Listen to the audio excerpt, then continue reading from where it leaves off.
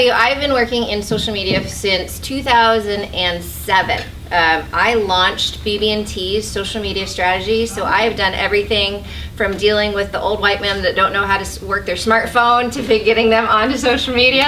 I have read the Dodd-Frank Act because I wrote customer service scripts, I wrote everything, and we talked about marketing too. So I've done that. That was a really interesting experience, but I love small businesses. These are the ones that just get out there and do stuff.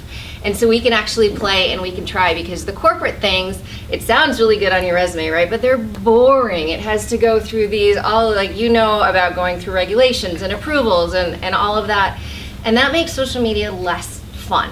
And so when I started social media, it was back where it was really a conversation, which was what was exciting for me, because my truest background, so my very first job is I did public relations for the North Face. So I loved what motivated somebody to figure something out. So then when social media started, it totally changed the game of businesses. It made people more accountable. It was not, you know, the old marketing scheme is we come up with an idea and we create demand, right, over something that you may not have any desire to do. Now, customers are saying this is what we want, and the companies that can take that information and go fix it and create it and sell it are the ones that are really being successful. Now, fast forward 10 years later, who is really tired of all the ads on Facebook? Yes, sir. So at this point, in a lot of ways, social media is definitely a pay to play, but it has become just another advertising platform for a lot of people. Now, you have seen, I know, the onset with Instagram, with Facebook and Instagram stories, with Snapchat. It is all visual, right? It's whether it's video, whether it's images, whether that is, and Facebook has actually come out and said that they expect within the next 2 years that the channel is going to be nothing but videos and stories. So it's really interesting the way the things are changing, because they want you to stay in their world, right? The fact that like Facebook is doing a version of Bitcoin and blockchain, and right, like they want your money, they want your love, they want your soul, right? So the way that happens from a business perspective is if you are sharing posts that are links to your blog, that are links to your website, that you're trying to take outside of Facebook, they don't like that. They won't rank that very well. And in fact, I'll tell you, to even go deeper, Facebook at the beginning of 2018 came out and said for people that have brand or company pages, unless you pay for an ad, they're not going to put your content in the news feed. So unless you're paying for ads, it's definitely pay to play. You're not going to get there. And so it's really, really hard for a small business to find a niche and to really grow, especially on Facebook. Now, Instagram is a little bit of a different story. Personally, now I work with other businesses. As Amanda said, I love small businesses. I help businesses grow. So we do everything from social media strategy to creating new websites. I have a lot of people that are doing Facebook advertising or YouTube, whatever it is. The thing with social media is figuring out where your audience was, because that was Bob's question, is where, right? Where does it matter? Because I sell to other businesses, I am primarily on LinkedIn, and that works for me. I do everything from, Amanda might have mentioned that I do videos with a friend that we have it's kind of a, give us 5 minutes, we'll give you 5 tips. Ooh, you're nodding along. And video is actually a really great way, because I will tell you, I've been in business for 10 years. My business is entirely referral based. I don't do any advertising, and quite frankly, I wouldn't be on social media if it was not for the fact that I can't be a digital marketer without being on social media, right? That just looks stupid if I don't know what I'm doing, right? So, but that's not where my business comes from. And so I focus on where my business comes from. But LinkedIn, what I find, especially with these videos, is because this is about being personal. Because people hire me, quite honestly, because they want to work with me. They like what I have to say, what the approach, the different things. I have a team, and that's great. But quite honestly, there are a million people that do what I do. And so when you're trying to grow your business, it's finding the personality. And that's what social media can do for you. And that is that other thing with Instagram and Facebook stories. It is about telling a story. And so why I find the videos to be effective is because, first of all, a lot of people don't want to read text. If you're in the millennial world or you're marketing to millennials, they want visuals and videos. They don't want to read text. Now, if you're marketing to an older crowd, they still want to read the blog posts and the toast. Like my father ordered a way for the iPhone manual. Did you know they even had one? It's 700 pages. He read the whole thing. But he's 80, right? So he's not who most of us are talking to. It's got to be quick messages, and the whole thing with stories. It is telling a story. And so what I find it's interesting, and one of the things about social media, because it's really hard to figure out your impact, right? A lot of us say, oh, well, if I went from 100 followers to 1,000 followers, I'm doing really good, right? Maybe. What did that 1,000 followers give you? Did you have more leads? Did you sell more, right? So things don't happen. Now, when I look at my metrics, right, my likes, my users, I don't get a ton. But I was at a yoga class the other night, and this guy said, Nicole! And I'm going, I don't know who you are. And he said, I watch your videos on LinkedIn. We met at a networking event 3 years ago, and I still watch them. And he said, when's your next one? And it was so fun, and that's kind of weird to be accosted out there, but it made me feel a little famous. As a whole, though, even if it's not a random person, people talk to me about it. And so a lot of the things with social media, with marketing as a whole, is staying in front of people, reminding people you are there. There is a very old marketing rule of thumb that it takes 3 exposures to get a sale, right? That somebody has to get to know your brand now. The fact that we are in information overload so much, it takes 20 times that somebody has to come into connection with your brand before they're going to buy from you. Now that's obviously changing, right? When you get a referral or somebody's looking, that helps a little bit. And these interactions can be big or small, right? It might be an email, they might see you on social media. You've seen all of these things where you're looking at, let's say, a backpack, right? And you don't buy it for whatever reason, but then the next website you go to, there it is in that sidebar, right? That's a strategy called retargeting, which is just letting you see the same thing over and over until you just give in and you buy it. So one of the things about social media and where it works for me is just this continued exposure. So 2 things, right? Because there are a lot of businesses out there. So I'm going to go back to my 10 years ago on social media, right? Where there was the businesses that were doing cool stuff and talking about things. And then all these other businesses said, well, I want to do that. I don't really know what I'm doing. And so they started putting up Oprah quotes or, all of these things that it's just noise, right? And so that became an advertising. So if you are in a situation where people are talking to you and you're having conversations and you're getting something out of it, that is important. You are doing it well. And in fact, one of the things we're saying trending now is this idea of dark social. This is your Facebook groups. This is your Facebook Messenger, Instagram Messenger, the different chats, WhatsApp, Slack. Some of these things, these are not public conversations. They're private. They can't be tracked by bots. So it's kind of throwing off people's analytics, but it is coming back to this more one-to-one in conversations instead of a broadcast network. And so that's really kind of the most important thing about social media and doing it well is figuring out what you can do and where people are going to talk to you.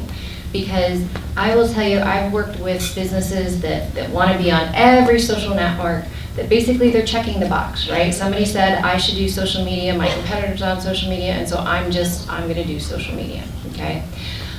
I also have clients that have the network they love. And their analytics and their return is so much greater than the people that are doing everything to just check the box. I have a guy that is an options trader that lives on Twitter. That's all he does. Yes, there's random posts on Facebook and LinkedIn here and there, but Twitter is where he comes from. And he gets something like 15,000 people coming from Twitter to his website every month, whereas the guy that's doing everything and checking the box might get a couple hundred. I have another gal who is a parent coach, and she is a Facebook queen. I mean, she goes down her Facebook rabbit hole and what she's reading, and she shares and curates the best of what she finds, but it's personal, right? You can actually see that person in there, and especially if you're building a business, if you're doing a consulting, whatever, that it's really you in there, that people are sharing that and figure out where your people are going to make a difference. Because if you're talking to Bob, you're not going to go to Snapchat, right? Snapchat is the kids. It's quick disappearing contact. But if you want to sell to the teeny boppers or the, whoever it is, then Facebook isn't cool anymore. It used, in fact, in 2017, social media hit what we call saturation, or its peak. It's not that people are not using social media anymore. I want to say there's something like 2.5 billion monthly users on Facebook. It's still going, but it stopped growing, right? And so it used to be a rite of passage when you turn 13 to get your Facebook account. Now Facebook is, they go on Snapchat. TikTok is the big thing that's coming out now. My nieces eventually came on Facebook, but it wasn't a cool thing. They were already on Instagram. They were already using the ones they want. And so you have to figure out where you can go. Now, I assume when you're talking about this is you're in a Facebook group, right? That's more a conversation. Right, the Facebook group, or there's an open one and a closed one, yeah. And so that's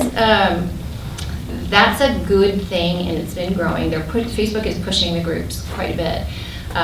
But one of the reasons too, as opposed to, LinkedIn has had groups, they never really took off. Some people still have private forums on their websites, and sometimes those still work. But the other thing is to catch people where they already are, right? And so if your customers are on Facebook, then that's where you need to be. You might need to figure out how to talk to them, where to do, whether it's your Facebook Messenger, whether it's your groups or whatever it is that you can talk to. And when you've got an engaged audience, you don't have to do all the work too, which is great, right?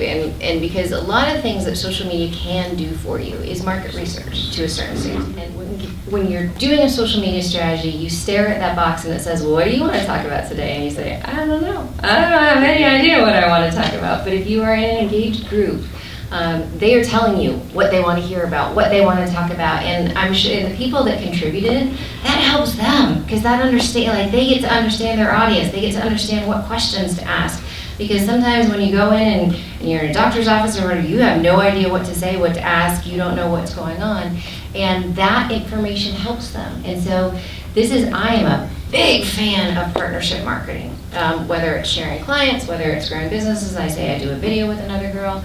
You pull in different audiences and you learn from each other and you grow, and it takes a lot of the pressure off of you too. Now I will say right now, you guys have a group, and so as your businesses are starting, right, support each other. Say this is my social network. Say I've got an event coming up. It would be great if you guys could all share it with your audience, right? Because one of the things, you've heard the idea of an algorithm, right? You've heard Google's algorithm, Facebook's algorithm. They figure out what shows up. And what shows up is things people care about. And they notice that by liking, commenting, sharing. And so if you guys, you're about, 20 people here? There's more in this group. That you share each other, you're going to shoot up to the top of the news feed, because these networks say, hey, she's got something going on, because people care about it. And that's one of the great things with having a business support group. Yes, so YouTube is a social network. So by definition, a social network is anything you can interact on. So broadly, let's take Amazon. You can put customer reviews on. People can comment on your customer reviews, like them. That is a social network, right? It is a platform that is not totally controlled by a publisher. So there's all kinds of different ways you can approach social media. Now YouTube, if you don't know, happens to be owned by Google. And so YouTube on its own is the second largest search engine in the world. That means YouTube has more power than Yahoo, Bing, some of these other things. And so plus it dives into dives into Google. So Google, just like Facebook and all that's trying to keep everything on their page. When you search something now, Google tries to answer it. Either they show you a video, they say, my husband does this all the time. We're watching TV and he goes, hey, how old is Daniel Craig, right? You put in Daniel Craig and it says Daniel Craig is 54 or however he is, right? You don't need to go somewhere else. And so video is actually one of the ways that you can kind of get in that search results too without. Now, back in the day, you used to put a video on YouTube and you could share it everywhere, right? You could put it on Facebook, you could put it on the, technically you still can do that, but that goes back to the idea of if it's on YouTube, Facebook doesn't want to show it because it's not their platform. And so if video is a strategy, yes, put it on YouTube, show it there, make sure you do your tags, it shows up in searches, but then take that same video and upload it into Facebook, into Instagram. I do it on LinkedIn. All of these, it's what you call kind of native content that it's on their platform. I take my blogs and I republish them as articles on LinkedIn. Same content, but they show it more because it's in their platform. One of the things, especially if you're on YouTube in some of these, or you're on Facebook, or wherever you want to do, is you think about what you want to talk about. And I'm going to also preface this, even though it's what you want to talk about, why you like this guy is he's not talking about him, right? He's showing you what he's doing on his game theory. He's actually like demonstrating game theory, not just talking about his expertise in it, right? But you look about whatever you're showing, your content, and you say, okay, how are people searching for that? And you start out with what we call seed keywords, right? I want to show dinosaur videos. You go to YouTube and you start typing dinosaur videos, and you know what's going to happen? That Google Suggest is going to give you 5 or 10 suggestions about different types of content, different words or phrases that people might use that it's saying, oh, do you want this, do you want this, do you want this, because we've got this. So you take those phrases and those become your tags on YouTube. The other thing is talk in theory. I have a guy that does political commentary, specifically conservative satire. And so all of the titles, it's the title of his video and then it says -spoof or funny, or it is quite honestly the most popular hashtag in Instagram is cute, right? Okay. I know, it sounds ridiculous. It's cute. You're so cute. That puppy is so cute. Some of these things we try and complicate it so much, but it's not. It's really simple, and learning these kind of tricks and rules helps you go in there. The thing about advertising on Facebook is you can target the hell out of something. You can find out, does somebody have a history of buying? Has somebody been married in the last 6 months? Do they have an anniversary coming up? Do they have big things? So you can not only find their interests, you can find their habits, and so you can talk directly to them. Now, the pros and cons of Google, right? Because Google is what they say keywords. It's saying, I am looking for hair accessories. That's the one sticking out my mind. And so you have to compete against everybody else, but you have a qualified audience that knows what they're looking for.